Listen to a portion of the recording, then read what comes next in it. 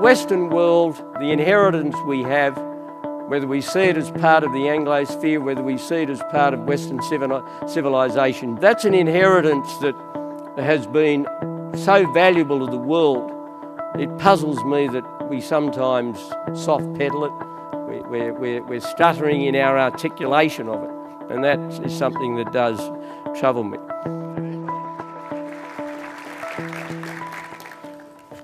Well, ladies and gentlemen, it's really a great privilege for me to welcome the Honourable John Howard, Prime Minister of Australia from 1996 to 2007, and the long-time leader of the Liberal Party in Australia. As you know, the Australian Liberal Party is really the Conservative Party. Things are upside down and left to right in Australia. That's the from the Canadian perspective. But John is a lawyer by training and resides in Sydney.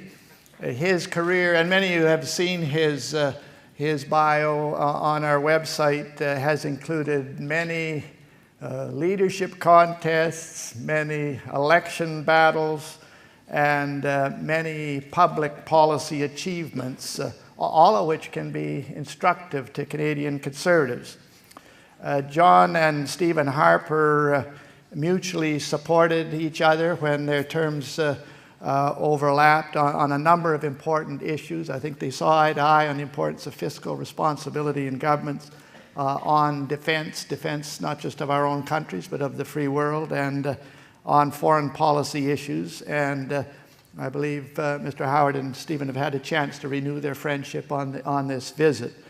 In a recent Galaxy poll, and of course we all like polls, particularly when they say the right thing, in a recent Galaxy poll he was voted Australia's best Prime Minister, and polled a poll which gave him about 30% ahead of the current Labour Prime Minister in Australia.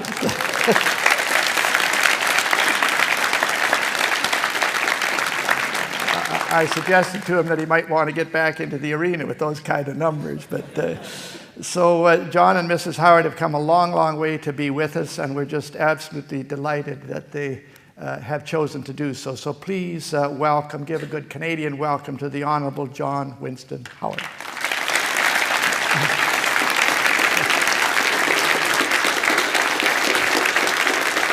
Thank you, Preston.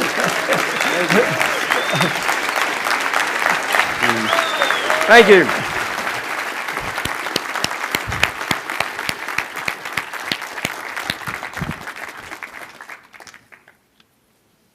Well, thank you very much, Preston, for that very generous welcome.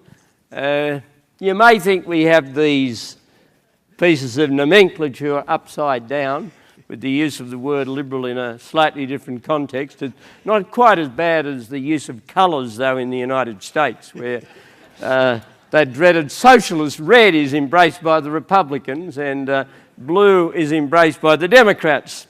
But before I start with what I wanted to say about conservatism in Australia and whatever, can I bring you some good news from Australia?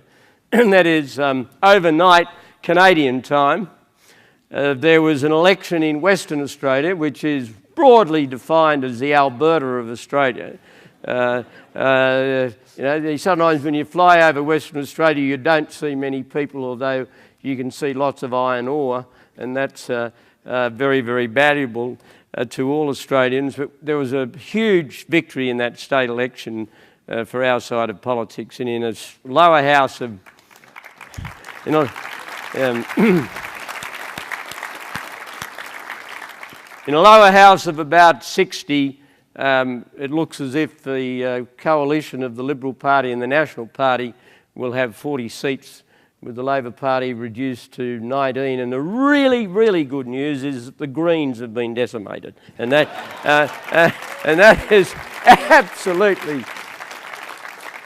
I mean, there is something worse than the Labor Party in Australia, and that's the Greens. I can assure you of that. If I had to choose between the Labor Party and the Greens, I'd choose the Labor Party every time, because they do contain a lot of decent men and women who have a different view as to what is a good Australia, but they have a very genuine commitment to the future of their country.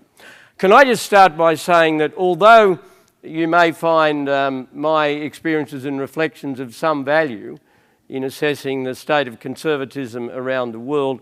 And I start by saying that you have no reason to be concerned about the state of conservatism in this country. I can't find a better Conservative leader anywhere in the world than Stephen Harper. I really can't.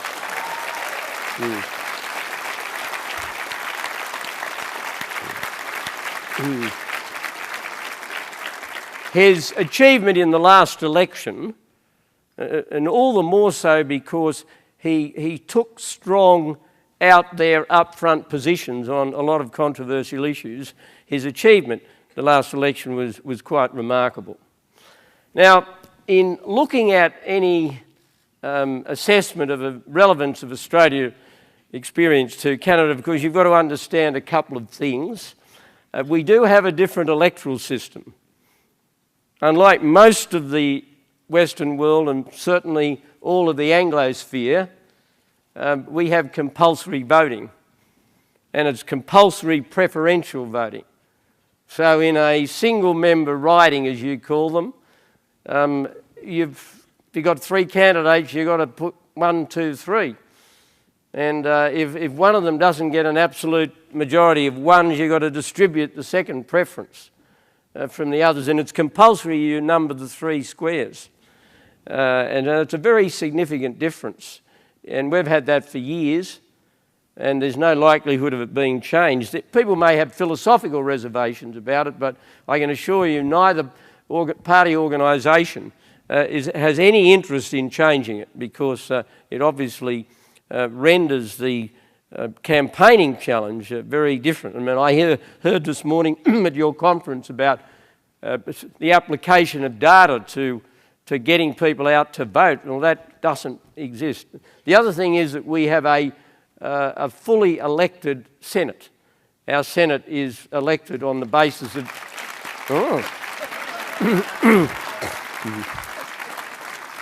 Yeah, I'm not going to run for your Senate, but elected on the basis of 12 from each state. And I mean, it was the federation deal. The smaller states said, we'll come into the federation, but so it's not dominated by Sydney and Melbourne. The smaller states said, we want the same number of senators. And it's elected on proportional representation. And the only thing the Senate can't do is really initiate a money bill, but the Senate otherwise has coextensive powers with the House of Representatives. And as was demonstrated in the famous time in 1975 when supply was blocked, the Senate can exercise that coextensive power in quite a dramatic fashion. The Liberal Party of Australia is the custodian of the conservative tradition in Australian politics, as well as classical liberalism. And the name Liberal Party was chosen by the founder of the party, Robert Menzies, the longest-serving Prime Minister in Australian history, and an outstanding figure who governed as Prime Minister for an unbroken period of 16 years between 1949 and early 1966. It was chosen having in mind the classic definition of liberalism, of English liberalism. I often say that my party, the Liberal Party, is the party of Edmund Burke and John Stuart Mill. And if you are somebody who believes in individual liberty, as well as somebody who believes in preserving what is valuable from our past, then the Liberal Party of Australia is the party for you. I call it frequently a broad church. Any political party to be successful in the modern world has got to be a broad church. I always encourage my members not to try and say who is the true Liberal. You get these debates, you get people saying, well, look, you know, the real Liberal Party is the party that has this attitude on this issue. That's a very bad practice. I'm sure that you have occasionally encountered that sort of phenomenon within the Conservative Party in Canada. All political parties these days are coalitions. And one of the things that is characteristic of Australian politics, and I'm sure it's characteristic of Canadian politics, indeed the politics all around the free world, is that it is now less tribal than it used to be. When I was growing up and getting involved in politics, there was what I called a 40-40-20 rule, that 40% always voted for the Labor Party, 40% always voted for us, and there were 20% in the middle. When I look at some of the fluctuations now, I think it's now a 30-30-40 rule, where, and that old saying that, oh, so-and-so is going to vote Liberal for the first time in his life, his father will be turning in his grave at the very thought. Well, I mean, that still happens, but it happens to a far less significant degree. In the 68 years that have gone by since the end of World War II, the Liberal Party and the National Party have governed in coalition in Australia at a federal level for 42 of those 68 years. And the other thing to point out, of course, is that we have a formal coalition with the National Party. Its name used to be the Country Party, which suggests that what it is, and that is it's an exclusively rural-based or provincial-based party, and the coalition has always been harmonious. You have a few arguments. We had one very disruptive period when the Queensland government, which was governed by a Country Party man of, quite interesting attitudes on a lot of issues, thought that he was going to become Prime Minister, and that broke the coalition for a while. That's when we were in opposition. But overall, coalitions work very well. And on major economic issues, to their enormous credit, the leadership of the National Party has been very supportive of sensible economic policies. When I was Prime Minister, I said, in talking about my own attitudes and my own party, I said that I was an economic liberal and a social conservative. Now, those terms can mean different things to different people. An economic liberal, in my view, is somebody who does believe very strongly in free markets, who believes that government should occupy less of the space than it does at the present time, that the right of people to start a business and make a decent profit and pass on the benefits of that to their family is something that everybody in our society should aspire to. An economic liberal is somebody who believes in free trade. An economic liberal is somebody who believes that if somebody wants to directly negotiate with their employer without the compulsory intervention of a trade union, then that person has a right to do that, provided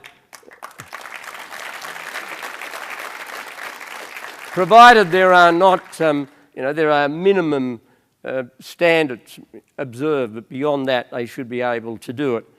An economic liberal is somebody who believes that taxation should be as low as possible, consistent with the need of government to have revenue for things that are essential in the national good, such as defence, basic levels of health services, police, law and order, and all of those things that are traditionally the role of governments in civilised societies. Like all prime ministers and all governments, when we were in power, we had to strike a balance between ideological zeal, if I can put it that way, and realism. I had an injunction that I frequently delivered to my cabinet, and that is that it's better to be 80% pure in government than 125% pure in opposition. The message of that is obvious, that you have got to strike a balance between those two. But if the purity falls below 80%, you are going to start finding that people lose faith in you. The greatest challenge that our side of politics has, indeed it's a challenge that both sides of politics have in the modern world, at a time when political parties are no longer mass movements, and where on occasions the differences between the two sides of politics, particularly on economic issues, are not as great as they might have been on past occasions. is to constantly articulate to the electorate what you believe in and what you stand for. There were many things said about me as Prime Minister, as there always is about Prime Ministers. Some of them were complimentary, many of them were not, but that is the nature of the game. But the expression that I liked most being used about me, and it was on occasions, was when people would say, "We'll love him or loathe him," and there were usually a few more of the latter than the former. At least we know what John Howard stands for. And it's tremendously important, simple though it is to say this, tremendously important to keep reminding people of what you stand for. I had a very trusted advisor, and he remains a close friend, who used to say to me, after we'd made a cabinet decision and I was about to go out and announce it, he would say to me, "Boss, what's the why?" And that was his shorthand way of saying the first thing you've got to tell people is why you're doing it. That's even more, in other words, you've got to explain the malady that this decision is addressing, even before you explain what you're going to do, because unless people are convinced that there's a problem that needs to be fixed, they'll be suspicious that you're just needlessly interfering in their lives by this decision. So it is very, very important to do that always. It's very important for our side of politics to cultivate what I loosely call the conservative blue-collar vote. No political party has a natural base that extends to 51%. You have a base, I mean, small business, families, entrepreneurs.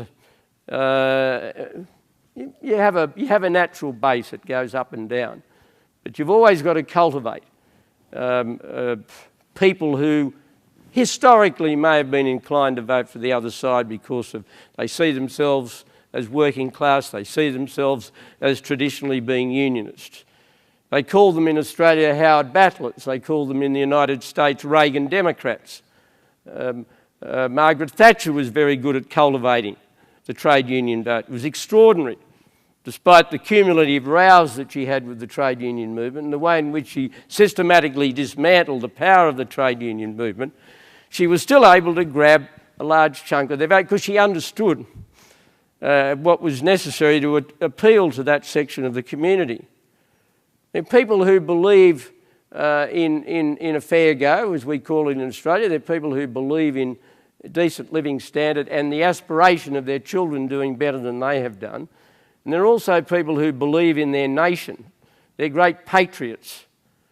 The conservative side of politics should always be the party of Canadian or Australian or whatever it is, nationalism.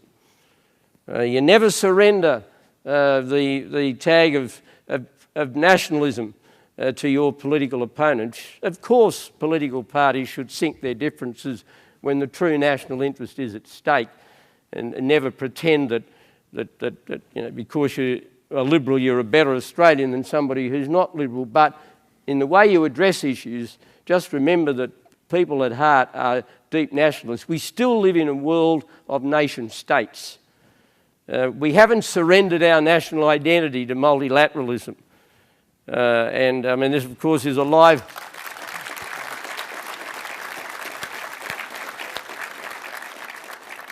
And we're seeing people in Europe kicking against this, but others may have something to say about this a little later on, and I'll stand aside for that. But I think it's very, very important.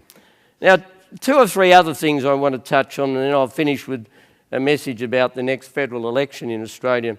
I think it's very, very important for the conservative side of politics to never lose cultural self-belief, either in your political philosophy or indeed in the society in which we live. One of the depressing things about Western commentary over the past few decades is the way in which we have really spent an enormous amount of time downplaying our achievements, of soft-peddling the values of Western civilization. of being in a state of, almost stuttering apology for what the West has achieved, stuttering apology for what the free market has achieved. I mean, the greatest thing that's happened in the last 30 years is that hundreds of millions of people have been lifted out of poverty by the operation of globalisation and competitive capitalism.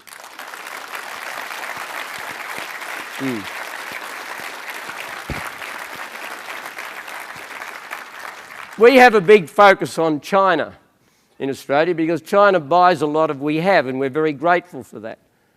But the real story about China is the hundreds of millions of people in that country who are now middle class.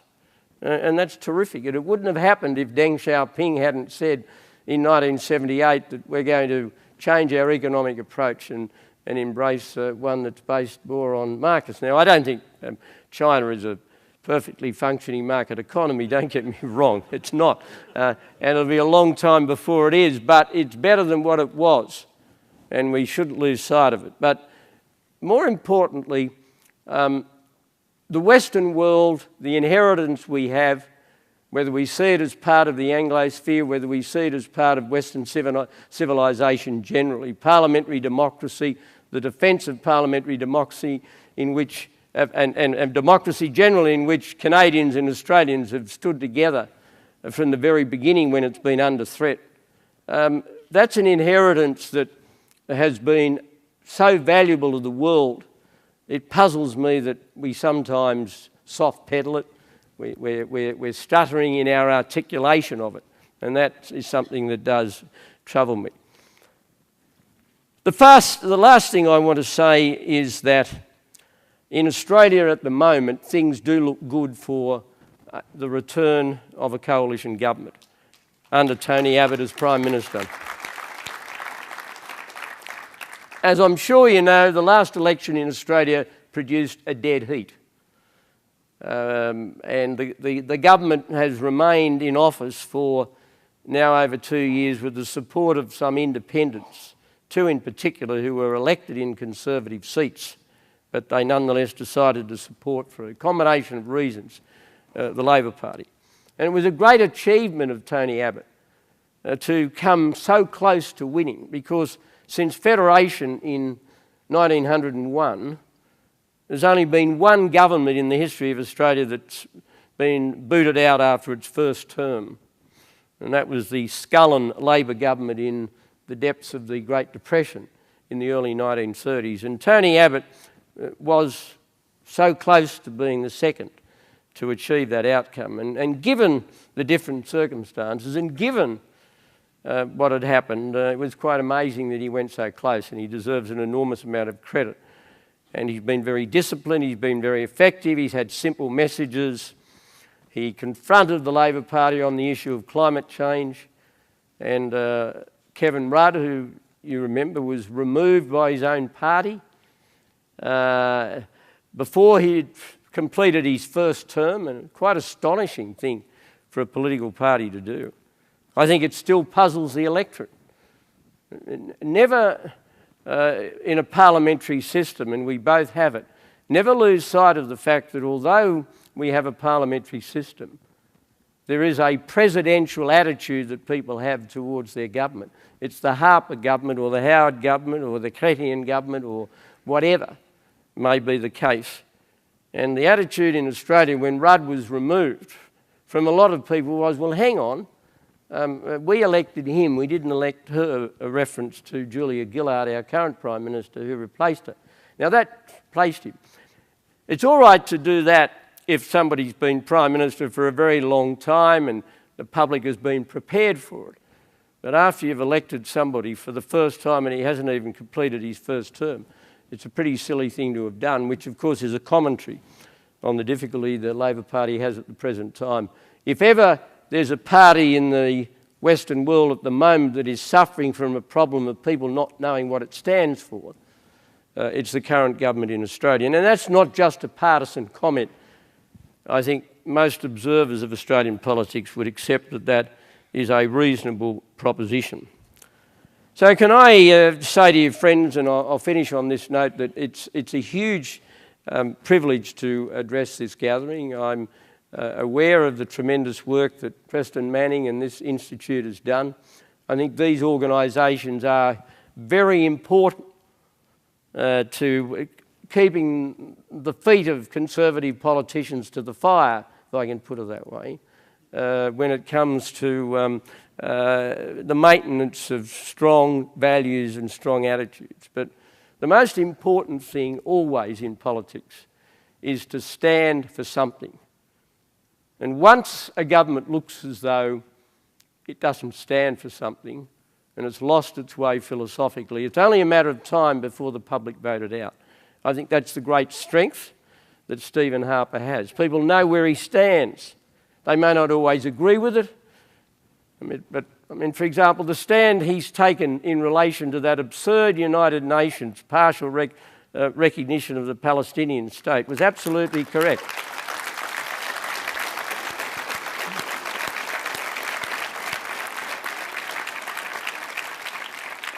He was almost alone.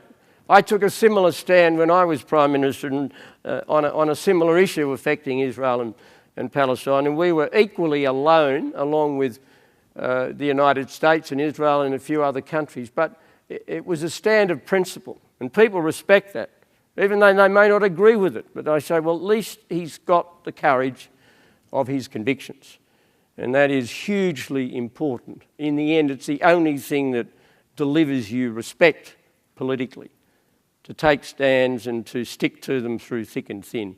And that's a quality that true conservatives, whether you call them in Australia liberals or whether you call them by their name conservative here in Canada or in the United Kingdom, that is the attitude and the pose and the behaviour of true conservatives. Thank you.